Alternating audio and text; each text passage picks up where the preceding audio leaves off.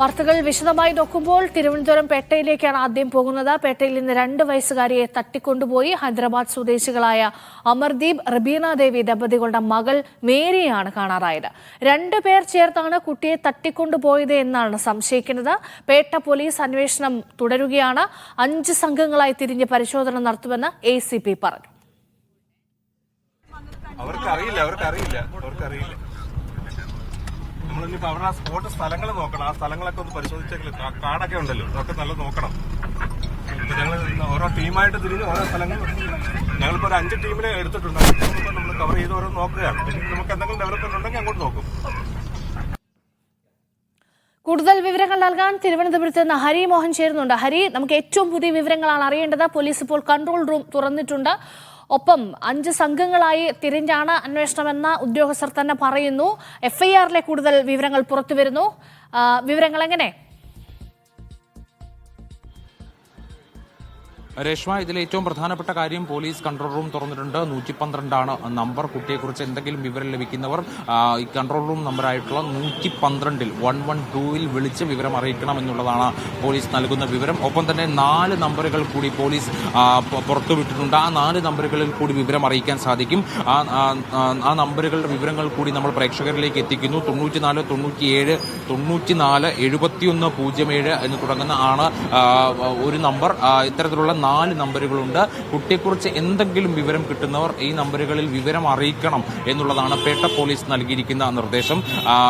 ഇത്തരത്തിൽ പോലീസ് നൽകിയിട്ടുള്ള പുറത്തുവിട്ടിട്ടുള്ള വിവരങ്ങളുടെ എന്തെങ്കിലും തരത്തിൽ തുമ്പ് കിട്ടാൻ സാധ്യത, അല്ലെങ്കിൽ തുമ്പ് എന്തെങ്കിലും തരത്തിൽ ലഭിച്ചിട്ടുണ്ടെങ്കിൽ അത് പോലീസിനെ അറിയിക്കണം എന്നുള്ളതാണ് പറയുന്നത്. അതിൽ ഏറ്റവും പ്രധാനപ്പെട്ട കാര്യം നേരത്തെ നമുക്ക് ലഭിച്ച FIR പ്രകാരമുള്ള വിവരമാണ്. അതിൽ കുട്ടിയുടെ വസ്ത്രത്തെക്കുറിച്ച് വളരെ കൃത്യമായിട്ട് പറയുന്നുണ്ട്. കറുപ്പിൽ വെള്ള പുള്ളിയിട്ട ടീഷർട്ട്, നമ്മൾ നേരത്തെ വിവരം കൊടുത്താണ്. കറുപ്പിൽ വെള്ള പുള്ളിയിട്ട ടീഷർട്ട്, ഈ ടീഷർട്ടാണ് കുട്ടി ധരിച്ചിരുന്നത്. അത് വളരെ പ്രധാനപ്പെട്ട ഒരു മൊഴിയാണ്, വിവരമാണ്. അത്തരത്തിൽ ആ വസ്ത്രം ധരിച്ചിട്ടുള്ള കുട്ടിയെ എവിടെയെങ്കിലും കണ്ടിട്ടുണ്ടോ ഇന്ന് പുലർച്ചെ എപ്പോഴെങ്കിലും എന്നുള്ളതാണ് പൊതുജനങ്ങളുടെ ഭാഗത്ത് നിന്ന് പോലീസ് ആവശ്യപ്പെടുന്ന അല്ലെങ്കിൽ പ്രതീക്ഷിക്കുന്ന ഒരു വിവരമായിട്ട് നമുക്ക് പറയാൻ സാധിക്കുക.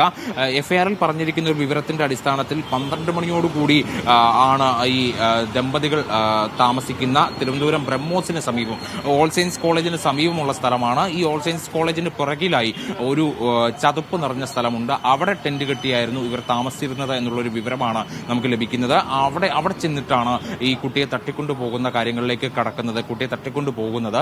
ഇതിൽ വളരെ പ്രധാനപ്പെട്ട ഒരു കാര്യമെന്ന് പറയുന്നത് ഈ ഓൾ സയൻസ് കോളേജിന്റെ മുൻപിലാണ് ആകെ ഒരു CCTV ഉള്ളത്. ഈ CCTV-ൽ നിന്ന് ലഭിച്ച ദൃശ്യങ്ങളുടെ അടിസ്ഥാനത്തിൽ മാത്രമാണ് പോലീസ് മുന്നോട്ട് പോയിക്കൊണ്ടിരിക്കുന്നത്. മറ്റുള്ള സ്ഥലങ്ങളിലെ CCTV ദൃശ്യങ്ങൾ പോലീസ് പരിശോധിച്ചു വരുന്നതായി അല്പം മുമ്പ് കഴക്കൂട്ടം ACP പറയുന്നുണ്ടായി. പക്ഷെ എങ്കിൽ പോലും പ്രാഥമികമായി ഈ ഓൾ സയൻസ് കോളേജിന് മുൻപിലുള്ള ഒരു CCTV ദൃശ്യം, ഒരു CCTV-ൽ നിന്നുള്ള ദൃശ്യങ്ങളാണ് പോലീസിന് പ്രധാനമായിട്ടും ഉള്ളത്. ഇത് കൂടാണ്ടുള്ള മറ്റ് സ്ഥലങ്ങളിലെ ദൃശ്യങ്ങളാണ് പോലീസ് പരിശോധിച്ചു കൊണ്ടിരിക്കുന്നത്.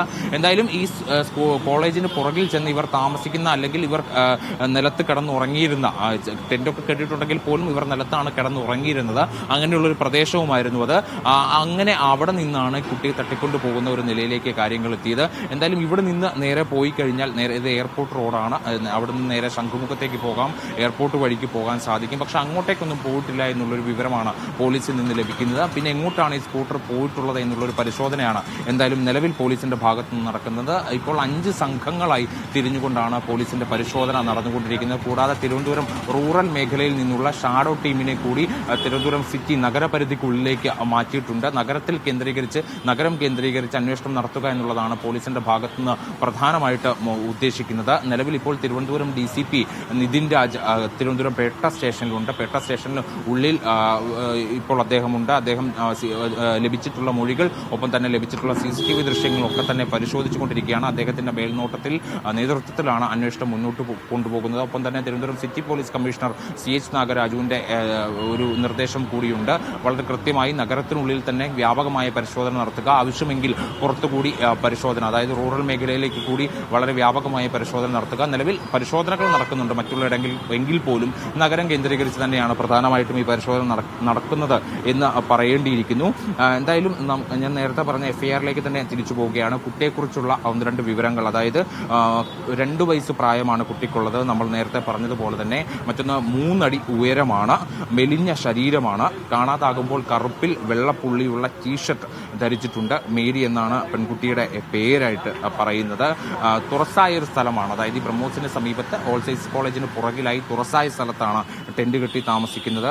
അങ്ങനെ കിടന്നുറങ്ങവേ 12 മണിക്കും 1 മണിക്കും ഇടയ്ക്കുള്ള സമയത്ത് മഞ്ഞ നിറത്തിലുള്ള സ്കൂട്ടറിൽ വന്ന് ആരോ തട്ടിക്കൊണ്ടുപോയി എന്നുള്ളതാണ് എഫ്ഐആറിൽ രേഖപ്പെടുത്തിയിരിക്കുന്നത്. ഇത്തരം വിവരങ്ങളാണ് ഏറ്റവും പ്രധാനമായിട്ടും നൽകാനുള്ളത്. 2 വയസ്സ് പ്രായം, 3 അടി ഉയരം, മെലിഞ്ഞ ശരീരം, മേരി എന്നാണ് പെൺകുട്ടിയുടെ പേര്.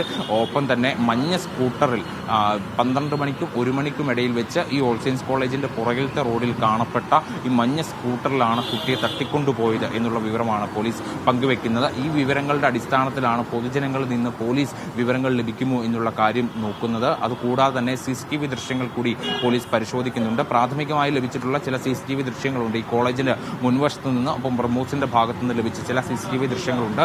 പക്ഷേ ആ CCTV ദൃശ്യങ്ങൾ മതിയാകാതെ വരുന്നു എന്നുള്ളതാണ് പോലീസിൽ നിന്ന് ലഭിക്കുന്ന ഒരു വിവരം. ആദ്യഘട്ടത്തിൽ പോലീസിന്റെ ഭാഗത്തു നിന്ന് ഒരു പിഴവുണ്ടായി, അതായത് ഇത് ജെനുവിൻ കേസാണോ എന്നുള്ള കാര്യത്തിലൊക്കെ പരിശോധിച്ച് തീരുമാനമെടുക്കുന്നതിൽ അല്പം വൈകി.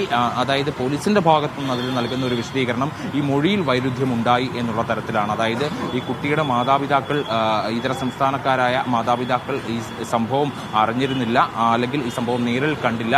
ആകെ കണ്ടത് എന്ന് പറയുന്നത് 7 വയസ്സുകാരനായ സഹോദരനാണ്. 6-7 വയസ്സ് മാത്രമാണ് ആ സഹോദരനുള്ളത്. അവന്റെ മൊഴി പ്രകാരമാണ് ഈ മഞ്ഞ സ്കൂട്ടർ എന്ന് രേഖപ്പെടുത്തിയിരിക്കുന്നത്.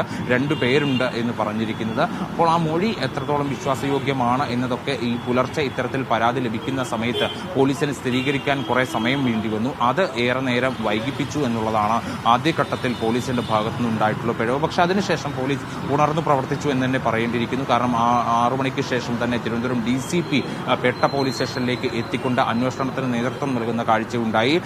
അന്വേഷണം വ്യാപകമാക്കുന്ന കാഴ്ചയുണ്ടായി. നഗരത്തിൽ കാര്യമായ പരിശോധന നടക്കുന്നു. എന്തായാലും പോലീസിന് ഇപ്പോൾ ലഭിച്ചിട്ടുള്ള വിവരങ്ങളൊക്കെ തന്നെ പൊതുജനങ്ങളിലേക്ക് എത്തിച്ചുകൊണ്ട് പരമാവധി ഈ നമ്പറുകളൊക്കെ നൽകിക്കൊണ്ട് ഇപ്പോൾ നിലവിൽ 4 നമ്പറുകൾ, ഒപ്പം തന്നെ കൺട്രോൾ റൂം